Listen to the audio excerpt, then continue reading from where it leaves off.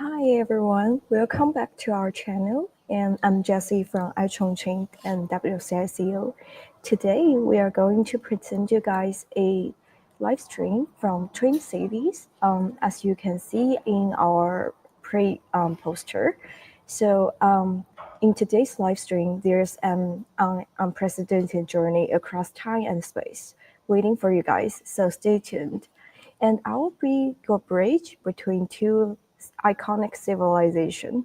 We are today connecting Chongqing, China, and Aswan in Egypt. So for a journey across through time and heritage, and live from our studio, we are Asian echoes meets modern technologies.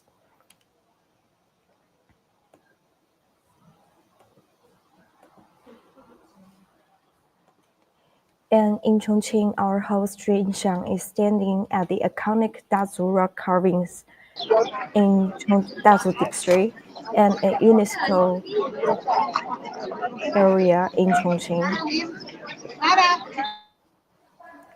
And our host Echo will be meanwhile at the heart of Aswan.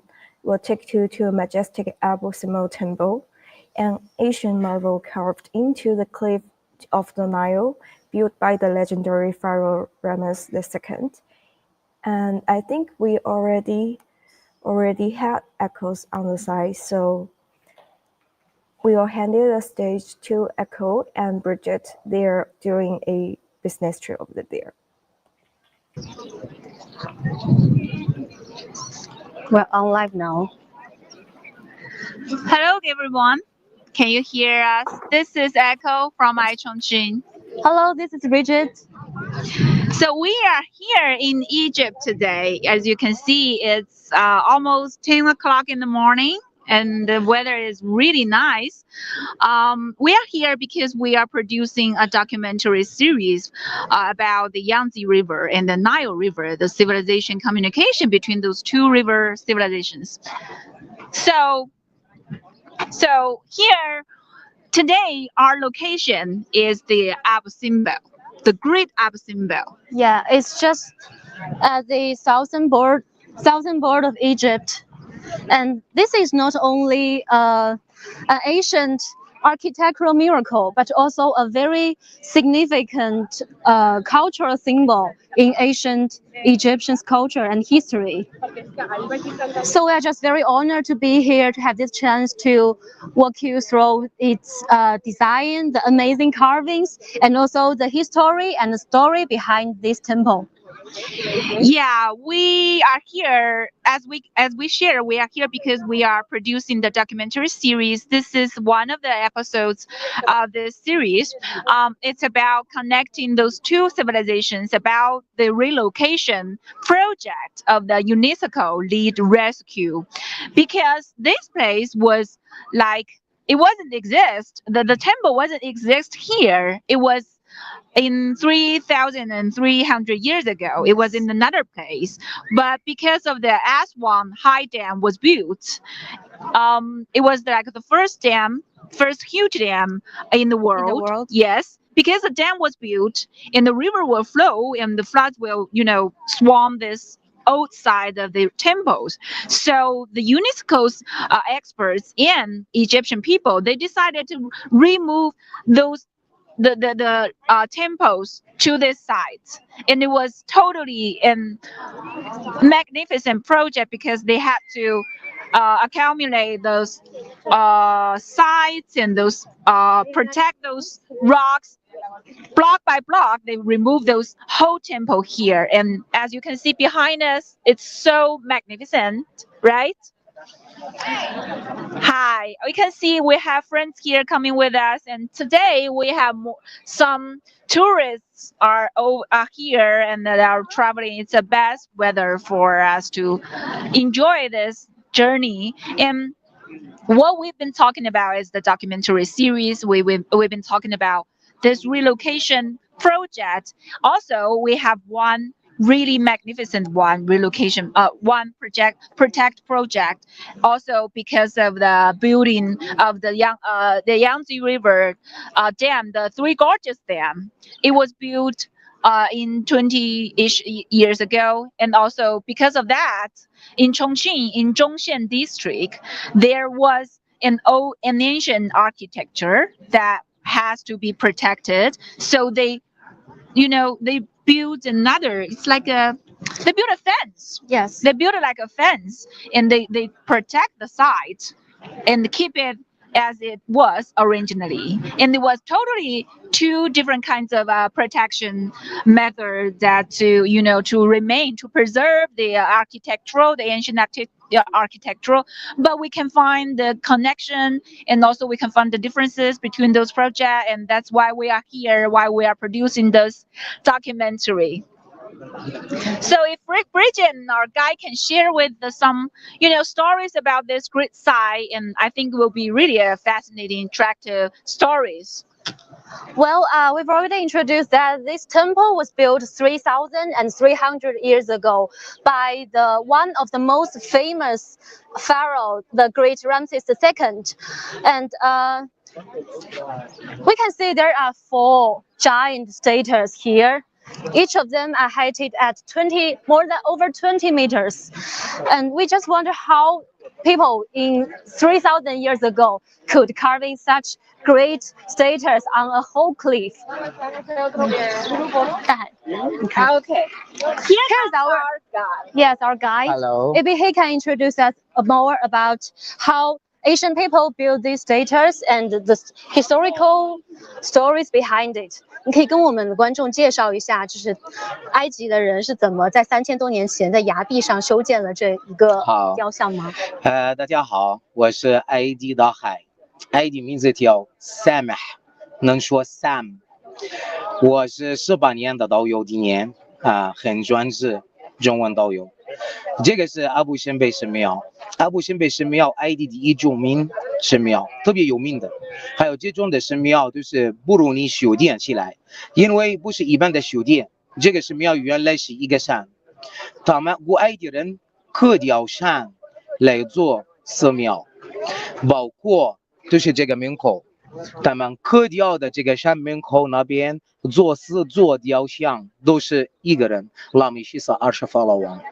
拉美西斯20法老王统治埃及70年的时间，他去世，寿命99岁才去世，特别长寿，怪不得古埃及人来修建制作神庙，把制作4座雕像，每一座不同的样子，脸部脸的面貌不一样的样子，这个是不同的年龄，不同的年代。比如说，国王年轻的时候，40岁的时候，60岁的时候，80岁的时候都有的。Everything is okay? Yes. It's okay. We are switching the camera. So.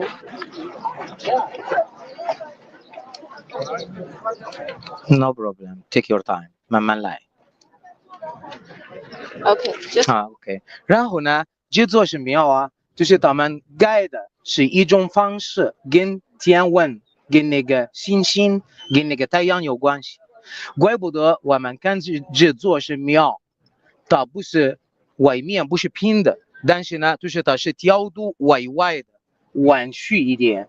这个弯曲一点，为了太阳那边的日出来竖起来这个神庙3米高的门口，3米高的门口就是一定太阳固定时间，1年2次。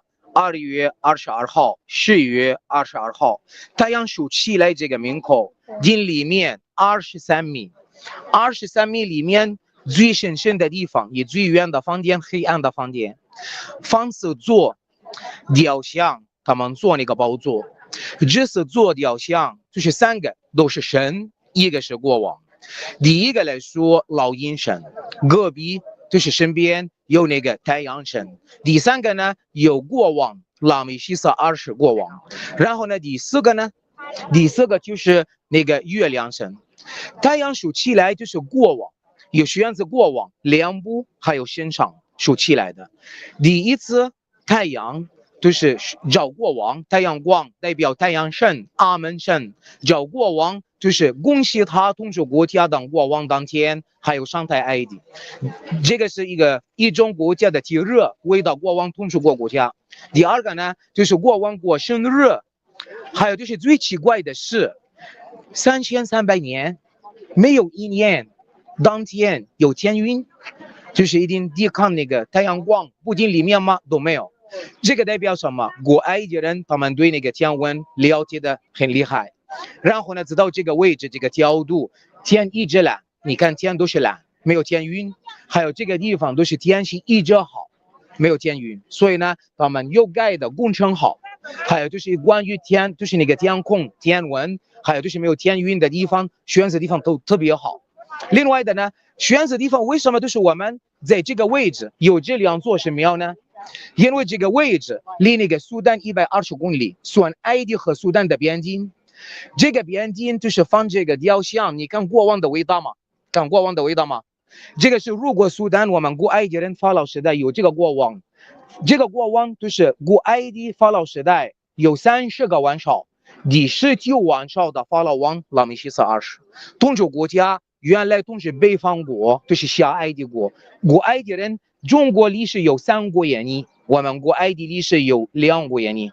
意思是国家分开，北方是一个小国家，南方是一个小国家。北方小埃及，这个国王统治小埃及的国王，他是第一个国王来打击埃及南方，都是上埃及国，把埃及并在一起，统一个埃及，还有继续打战。找那个南边的苏丹占领苏丹，西边的利比亚还有统治利比亚，东边的叙利亚还有统治叙利亚。他去苏丹那边占领苏丹，国王的首都在孟菲斯，孟菲斯开罗隔壁那边离这里很远，有多少远？1300公里。古埃及3300年以前没有飞机，没有车子，那一定如果苏丹跟埃及分开，还有大地埃及大战。那一定到底他来这里打战抵抗他们，这个需要时间太长了，路上就是会浪费时间太长了，所以呢，他就放这个神庙在这边。这个神庙讲个故事，就是国王到苏丹占领苏丹的时候，他们都是带他们自己那个国王们，都是还有我们一个城市的领导，都是一定当俘虏，还有欺负很多人，杀死很多人，还有都是一定统治他们的国家。所以呢，如果他们到那时候就是要跟埃及分开，打击埃及大战报仇，他们来这里看这个国王，想起来国王如果来的话，还都是一定打到了他们那边的时候，他会欺负他们，他们心里就可怕，他们不敢做，他们会想起来国王的伟大，国王的厉害。所以呢，我们这个神庙非常特色，有不如你。我们在埃及很多神庙。我可以分出来说，第一漂亮神庙阿布辛贝拉美西斯20神庙，第一都是第一，3个都是第一。第一就是完全神庙，一点风化，还有一个部分风化，还有国家修复过都没有，就是埃德夫神庙。埃德夫神庙。第3个呢，最大面积第一大面积的神庙卡尔纳克神庙。卡尔纳克神庙在卢克索，埃德夫神庙在埃德夫城市，要坐阿斯旺到卢克索那个尼罗河游轮。阿布辛贝神庙是阿斯旺开车来这里，埃及边境离苏丹120公里。我们想了解一下，我们这个国王有多少个老婆？这个国王有一个，好啊。你可以跟我们讲一下这个湖吗？ Can you please show us how the lake? 这个是非常伟大，我向大家了解一下。我们这个水是尼罗河来的淡水，这个是叫纳萨尔水湖。我们原来纳萨尔是你们的 comes from the Nile River. 对，这个是纳萨尔是你们的毛主席的时代，是埃及的总统。我们原来就是有一个小巴，这个小巴够用国家。就是发电，就是一定大城市大城市只有那个电，但是呢，小城市还有小村子都没有。然后呢，种土地就是1年2次都不够了。Okay, 我要给他们翻译一下。So, Dahai, he just said that the name of the lake was based on the president in around 1967, president of Egypt. He called Nasser.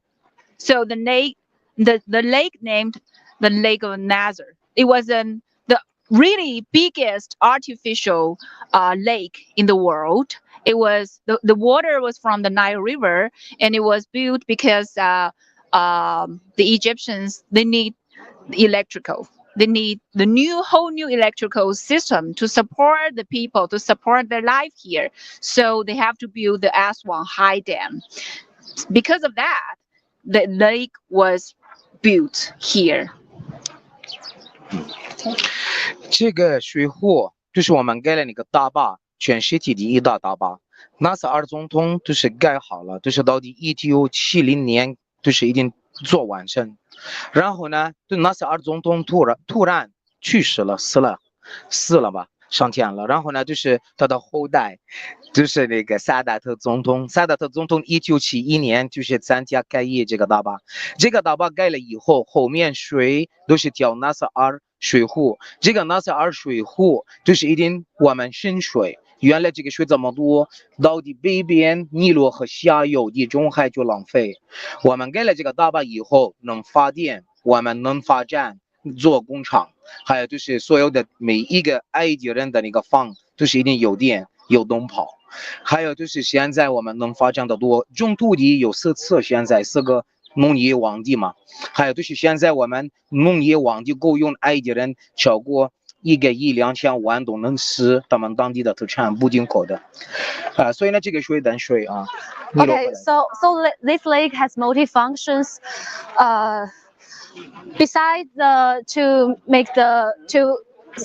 support for the electricity system, it's also good for the agriculture development and industrial development of Egypt people. And now let's get a closer look at the small temple of Ramses' first queen, Nefertari. 这个就是拉美西斯2世的官方老婆，是第一个，她心里最爱、最喜欢。我们这个老婆叫尼菲太太提，尼菲太太提。这个尼菲太太提是当时就是那个时代埃及最漂亮的女人，还有就是她的老公国王心里最爱的女人。她有很多其他小老婆们，但是呢，她一辈子心里都是爱她。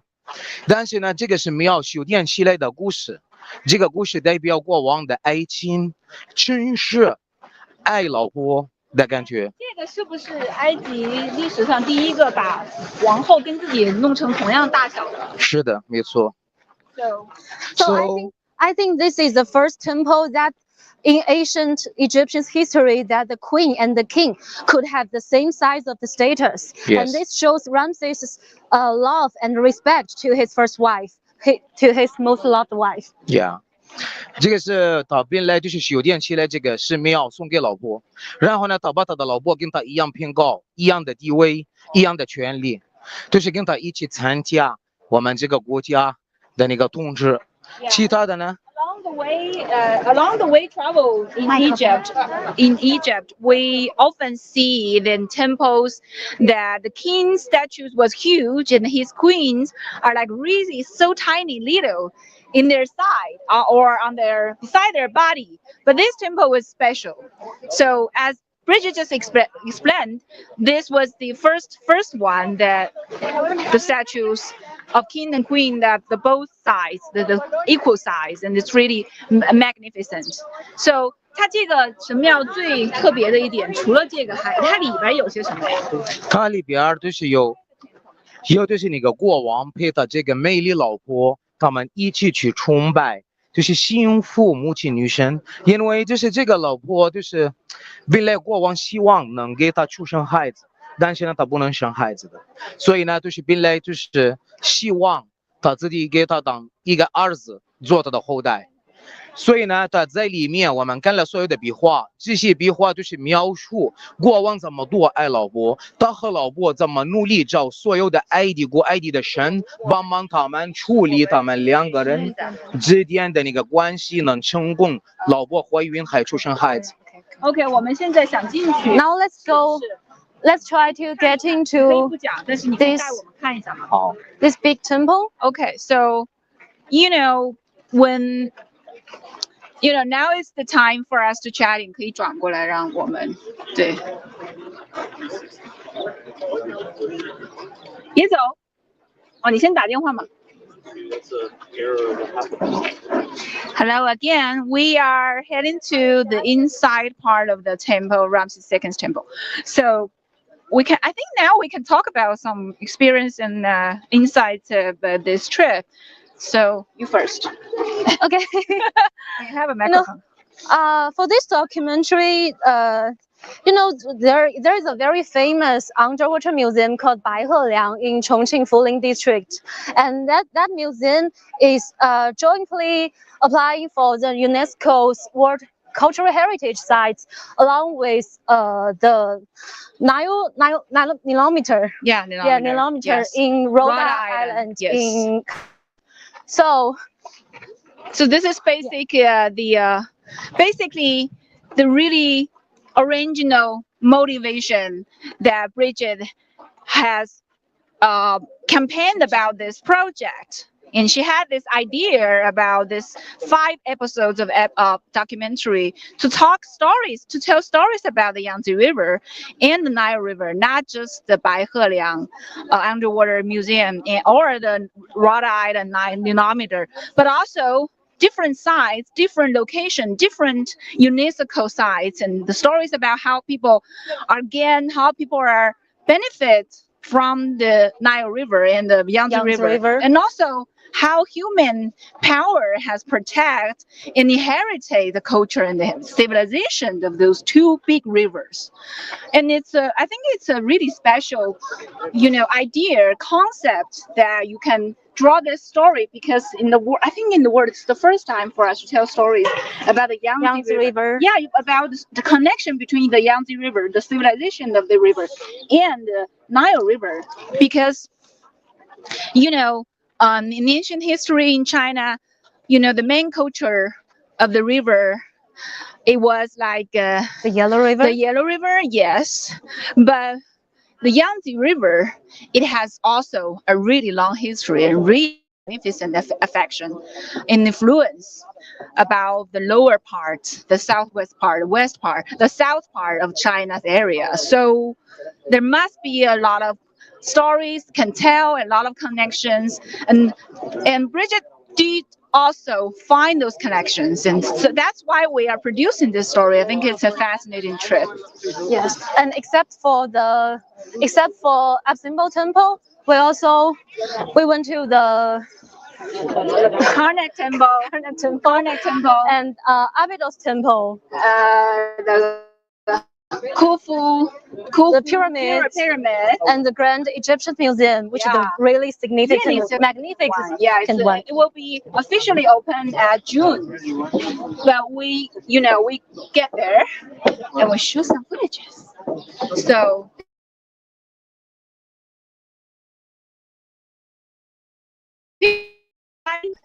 at the gate. I think we had like technical issues over Egypt, right? So, but please be patient for that.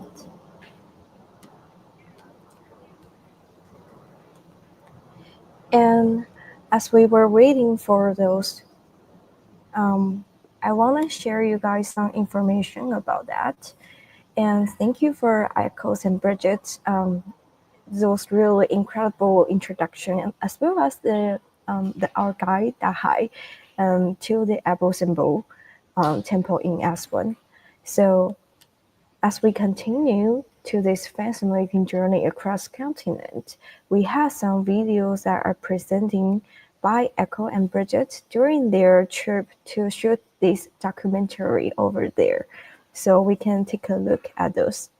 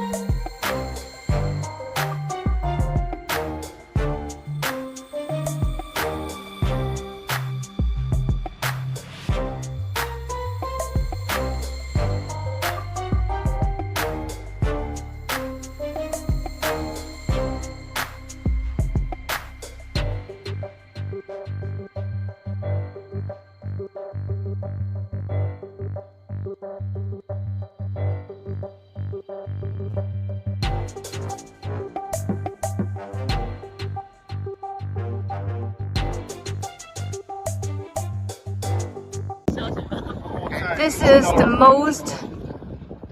most ground pyramid, the pyramid of Khufu in Egypt.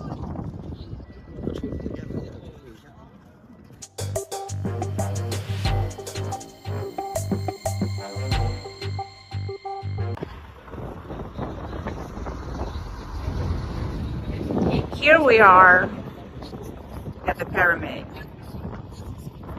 This place is really awesome. You can see how Egyptian people maintaining this heritage.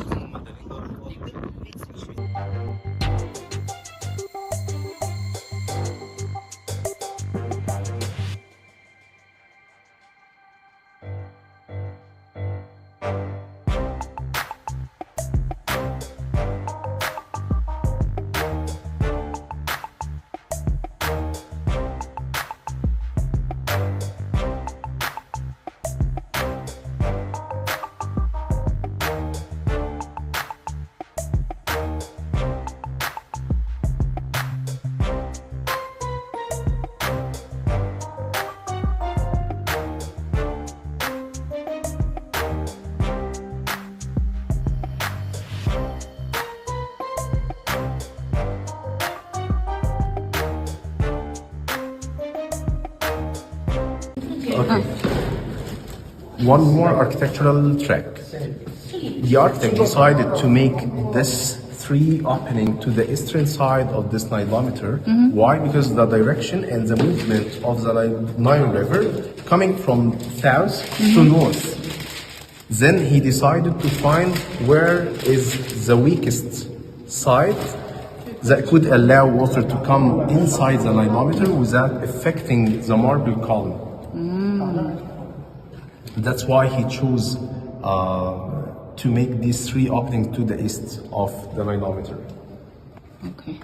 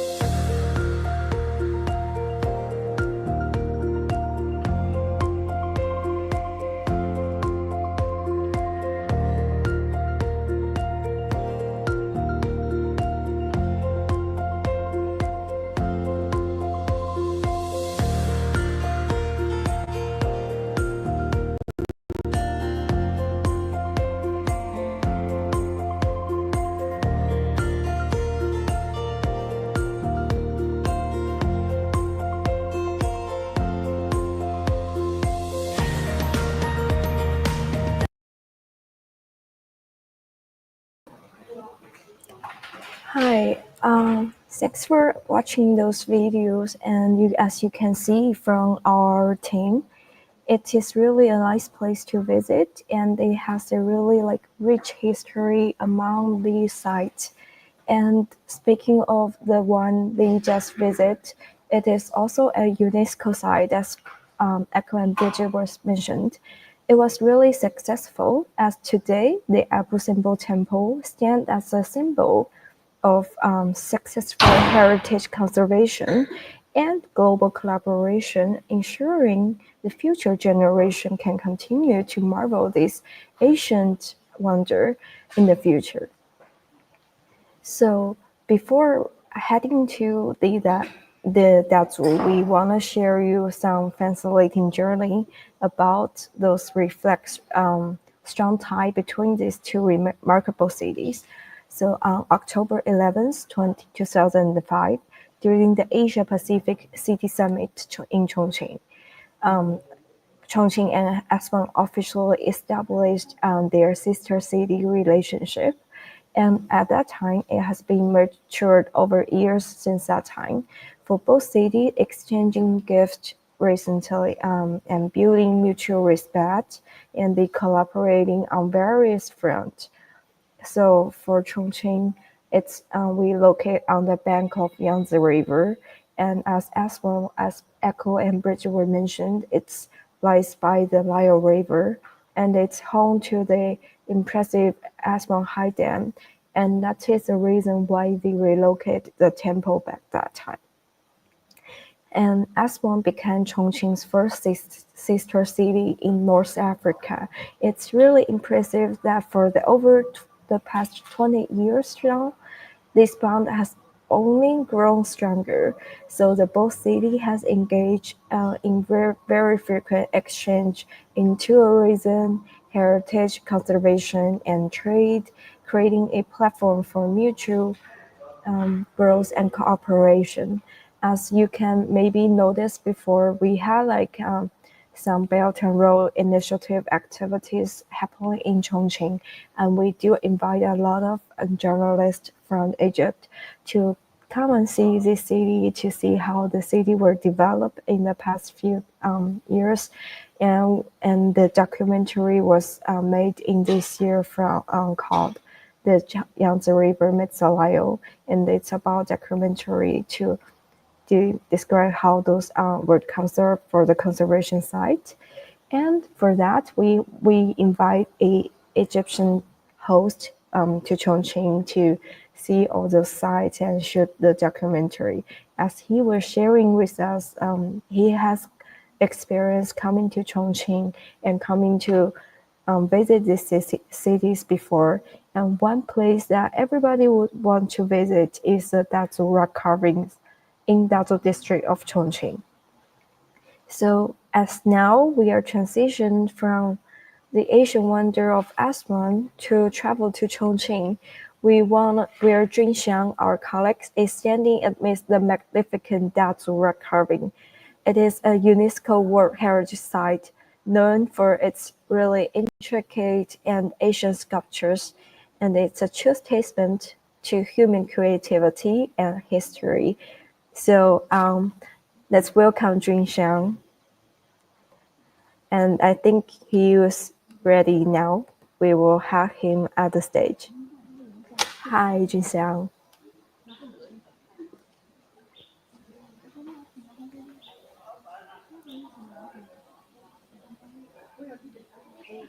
I think we have like an Hello internet everyone, delay. So greetings from the misty There is. mountains of Chongqing. Although today is a really sunny day, we've seen the Abu Simbel temple in Egypt, and now we are in Dazhu district to explore the magic of Dazhu rock carvings.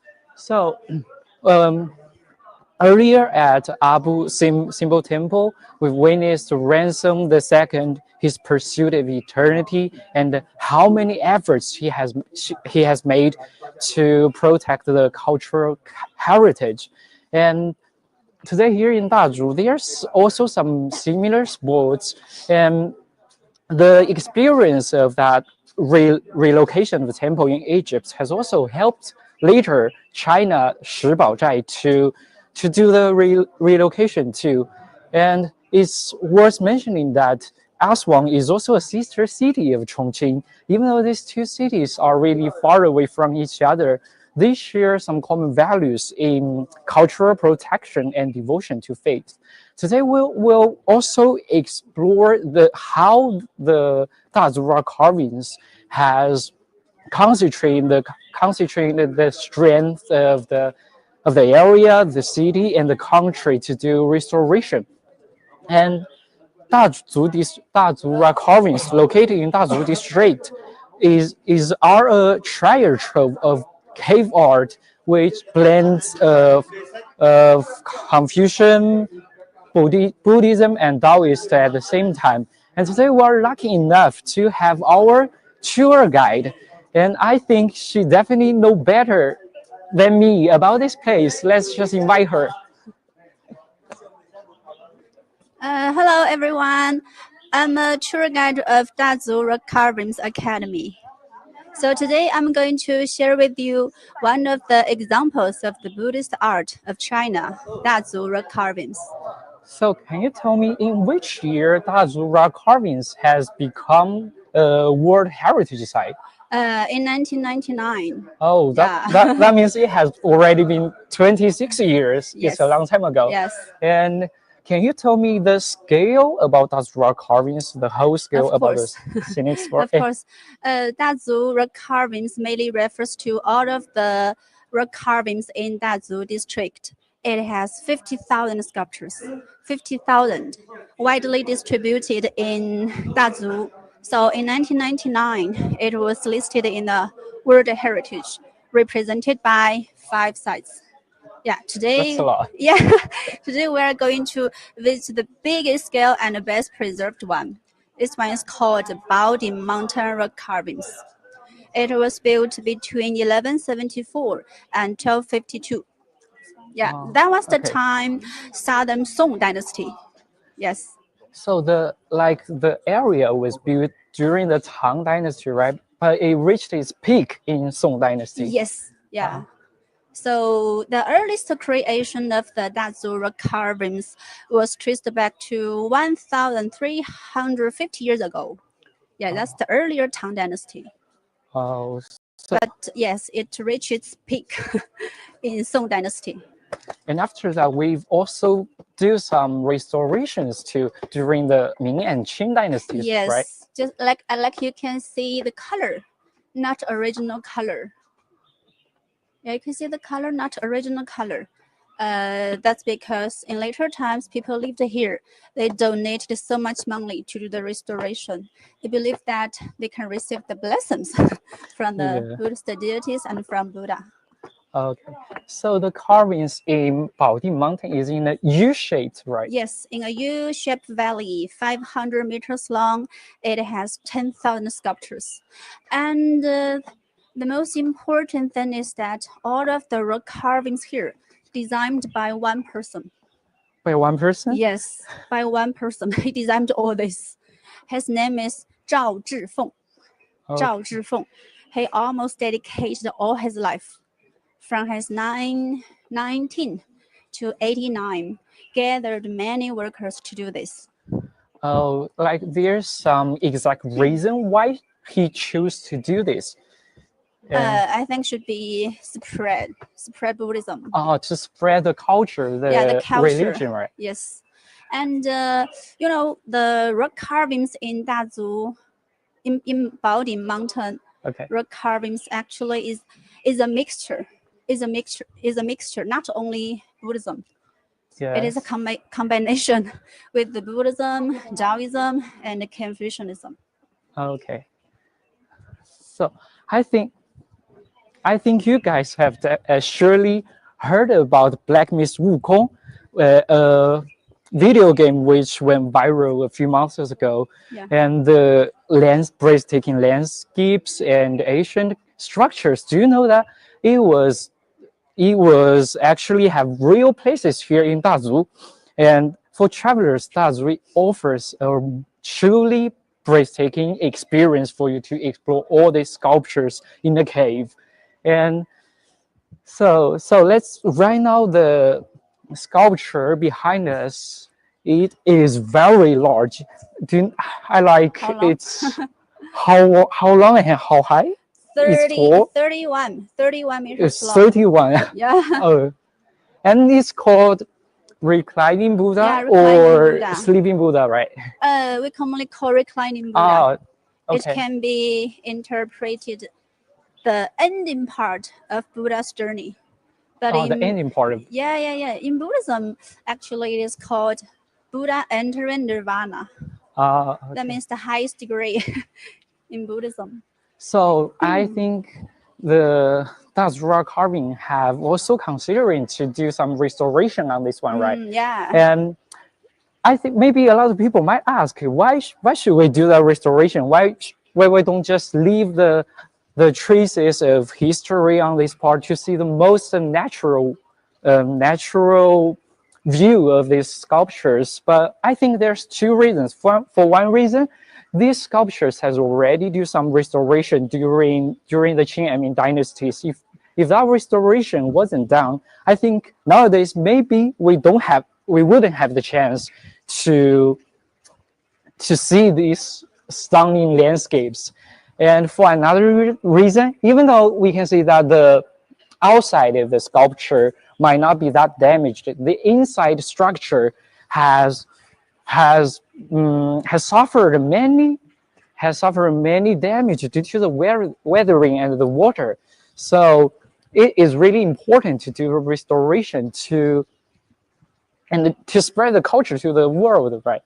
And so, can you introduce us about, a little bit about this sculpture? This is called reclining Buddha. So it is the ending part of Buddha's journey. But this is very special reclining Buddha because, as you can see, he has a really big head, right? Yes. Yeah. 6 meters long. But where is the legs? You see? The legs were In the hide. wall, right? Yeah, that means hide in the cliffside. Yeah. That means the designer trying to show you Buddha is a giant. Yes. It's invisible. And Yeah. it's a feature about Shakyamuni, right? Yes. Yeah, it's a okay. Sakyamuni Buddha. Oh, I think the feature is not carved out totally, like his right shoulder is hiding behind the ground, Yeah. and his feet is in the cliffside. Yes. And also there are 18 small features, right? Yeah.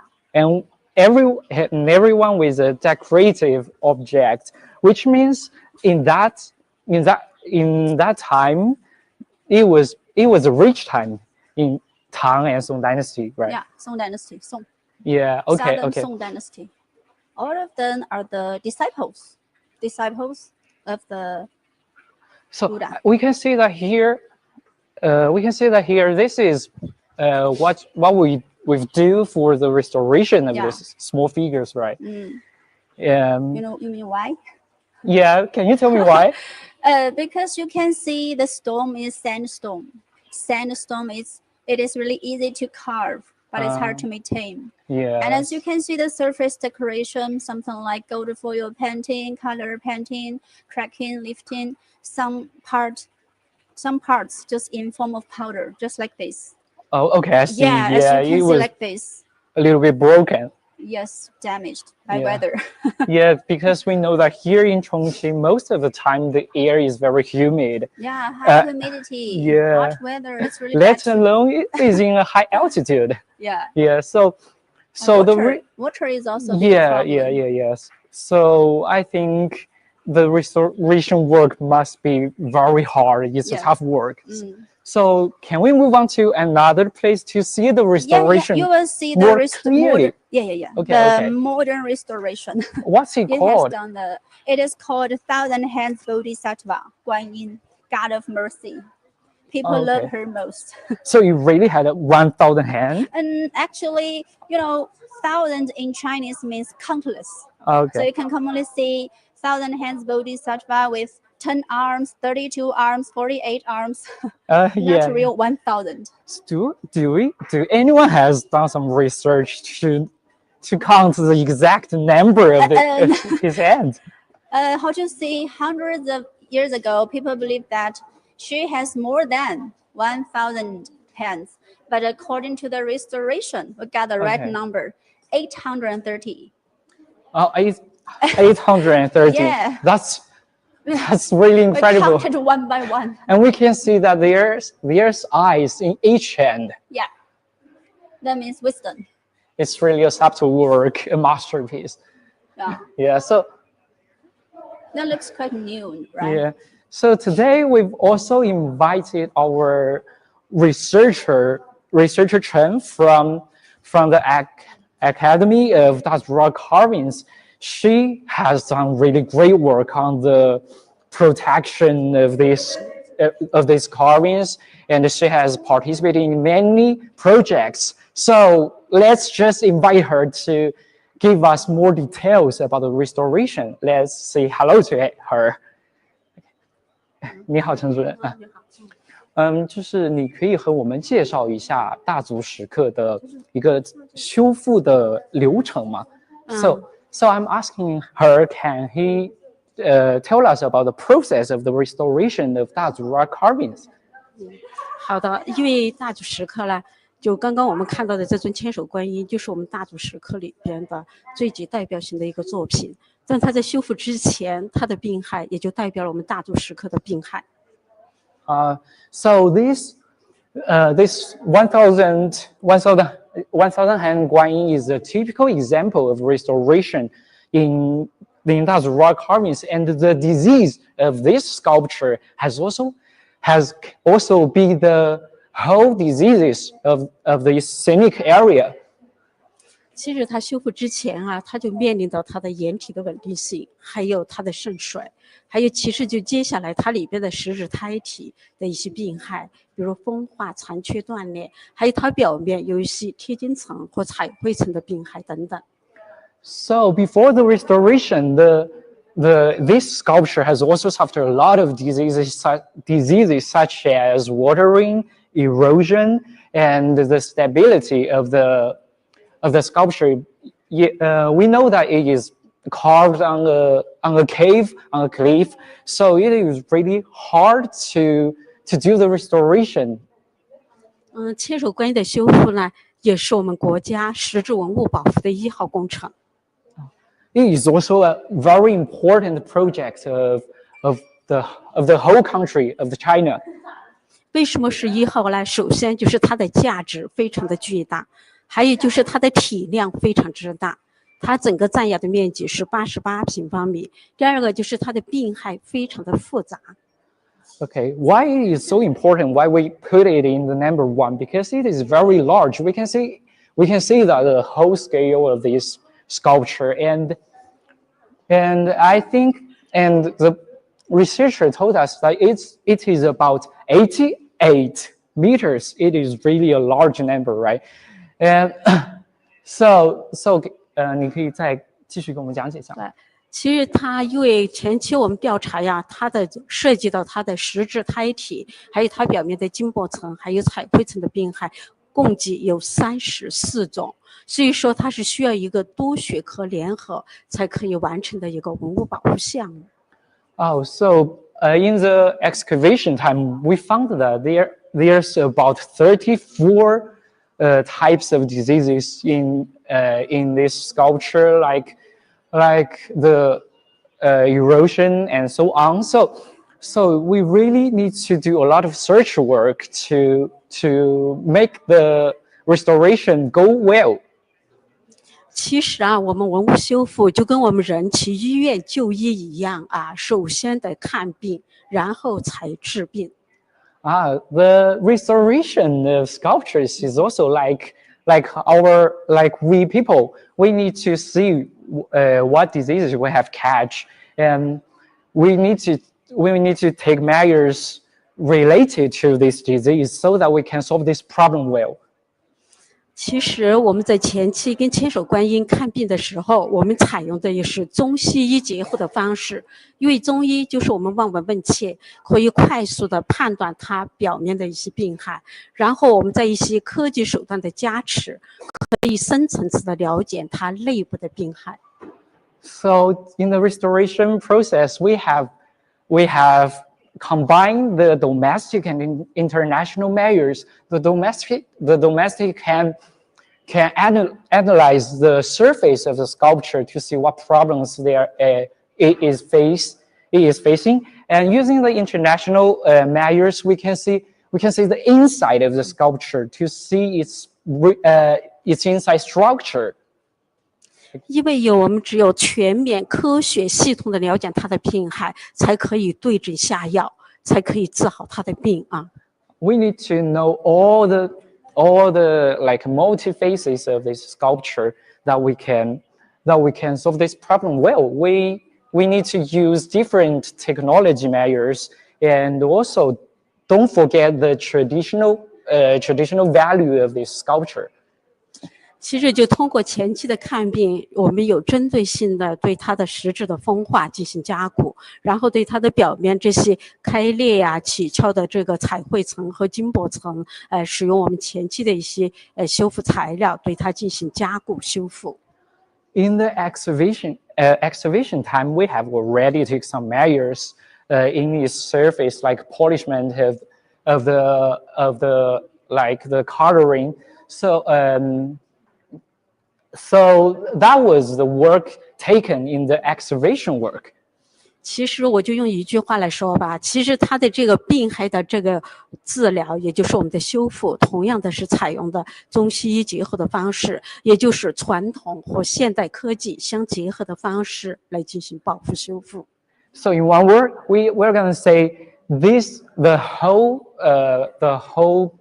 procession of this restoration has used the traditional and the technology to make sure it goes on well. 其实，在这地方，我还告诉大家一个很有趣的问题啊。你看千手观音，它没有完全贴金，它的这个千手千眼，它的眼睛和它的手中拿的这些法器都是彩绘。你看这里边蕴含了一个科学的道理。So the researcher wants to tell us that the sculpture is not all in golden coloring. You can see the eyes and also some objects of it are with ceramic coloring, and it's gonna tell us a scientific reason. Yes, and I think that she's gonna tell us very soon. 其实是什么原因？就是如果全部贴金以后，金箔的透气性比较差，然后岩体里边的水汽和空气中间的水汽就没有办法正常的运移。其实这些彩绘的部位就是我们千手观音的鼻子和嘴巴，就是它的一个呼吸的一个通道。正因为有这样的巧妙的设计，才让我们千手观音流传至今啊。So if we have made the whole sculpture with golden coloring, the water in the air and the water inside come flowing naturally. So this ceramic coloring is like the nose, the mouth of the sculpture, just like our body, to exchange water and air. 其实千手观音啊，现在修复完了，可以说它的保护工作才刚刚开始。为什么？因为千手观音之前它是一个危重症患者，通过我们的保护修复，让他恢复了健康，就是后期的他的这个保养维护非常重要。Even though the restoration work has already been done, and we will say the true restoration work has just begun, because we need to pay attention to the maintenance of the sculpture. 其实接下来呀，千手观音最重要的是要做好它的这个保存环境的改善，还有就是它的日常的保养维护啊，这就关乎到它健康保存的时间。So when in the next few years, we need to pay attention and to the maintenance of the sculpture and the improvement of the environment, which can have a great impact on how many following years this sculpture can keep shining like this. 就以千手观音为代表的这个工程呢，就代表了我们大足石刻从过去的抢救性保护转入我们当下的科学保护和预防性保护的一个阶段。So the restoration of the Thousand Hand Guanyin has been a typical example of the restoration of Dazu rock carvings. It is really important for us to take this example for the later steps. And let's just say thanks to our researcher. 谢谢陈研究员的介绍啊。So we can see that this single sculpture, we have made a lot of work, a lot of effort to keep it shining to nowadays. So in Dazu rock carvings, there are more carvings like this, and the restoration work is keep on going. So we can see. So welcome back to our tour guide, and we can see that here. What's his name? What's wrong? What's this? The name of the Please sculpture. don't focus this and don't miss this angle. Yeah. This angle don't is miss this incredible. Yeah. We can see clearly. Yeah, like, seeing one piece of rock. it's really a lot of hands. Yes. So it's really hard to do. Yeah, the statues is complicated. That's its charm. So here we have, what's its name? 3 cents of Huayan School. Oh, Yeah. it tells a story or something? It tells us in ancient time all of the artists, both are the engineer and and artists. Let me show you the pagoda in the hand. Okay. Can you guess how tall the pagoda is? I mean the real size in the hand, in the hands. Like You can guess tomb? taller than you or shorter than you. The pagoda. Maybe shorter than me. Taller than you. Taller than me. Oh. Yes, 1.85 meters high. Wow, it is really and more contribution. Yeah. Okay. More importantly, the pagoda 400 kilograms in weight, according to the volume and the density. Oh. Yeah. Okay. But you can see the pagoda is really far away from his body. Why never fell down? Okay. So I think the result of restoration was really remarkable because we can see that the whole views.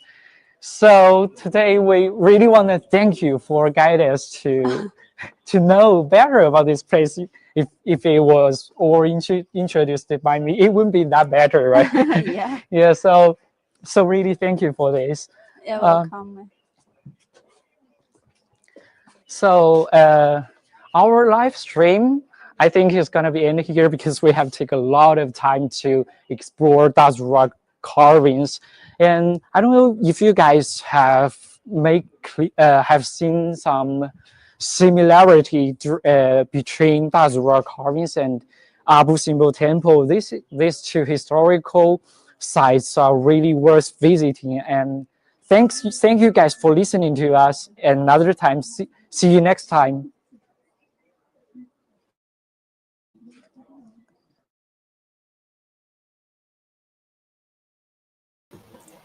Thanks, Junxiang, for his really detailed explanation and introduction for the Daz rock carving, and also for the English guy we invite over there, and the researcher Chen. It's detailed explanation of how their restoration project has been done. So just like we see in the comment, Kevin was saying Daz rock carvings 3D printing for the restoration would be really incredible intense. Yes, one of the major initiatives has been used in advanced technology. It's just like the 3D scanning and digital modeling. It is meant to create accurate replicas and monitor the state of carvings. So the preservation of Daz rock carving is just like saying it's an ongoing effort, involves both technology and innovation and traditional conservation methods. So through these efforts, the Daz rock carving has been conserved for the future generation, and we are welcoming people to follow us on our Daz rock carvings account. We have on X, and we have it on Facebook, so you can find more information over there. And for sure, we will post a lot of information over there on our iChongqing account, social media account. We have it on X, on Facebook, and YouTube, Instagram, TikTok. Feel free to follow us, and really appreciating your support. And as we were doing this live stream today, it is actually a series called the Twin City live stream. We are inviting guests across the country or across the city to sort of like have a connection with Chongqing.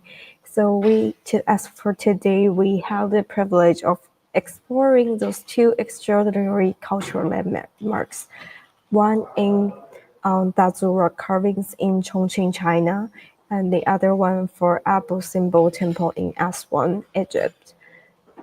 Those inspiring sites is not only telling the story of these their rich histories, but also highlights those ongoing efforts in preserving and protecting our shared heritage. As you can see in our live stream, where Echo and Bridget were standing in front of the Abu Simbel Temple. You can see there's a lot of tourists coming from all over the world to visit this place. And also in Daz rock carvings, we have a lot of international tourists, trust me. And one really good way to see that is we have multilingual tour guide in Daz rock carvings, and you can see in Egypt you have like a lot of multilingual guides. Just we could find a guy that it's really fluently speaking in Mandarin, right? So it will be no barrier to visit those places, and you really understand what those sites looks like and what the stories behind it, and you can even know the conservation process of it. So it's really good to see that. And from the colossal statue of Ramesses II in Egypt to the intricate store carvings of Buddhist, Taoist, and Confucian scenes in Chongqing, China, this masterpiece is actually remind us of the brilliance of Asian civilization. So it's really good way to connect through the history. And thank you for all those comments we have today, and your support, it really makes a lot to us. So through this strong bond friendship between Chongqing and Aswan, both cities has been in collaborate on cultural exchange and heritage conservation and mutual growth. So this live stream has been a testament to those power of global partnership and the enduring the significance of preserving our shared history. So we really thank you for joining us on this unforgettable journey today.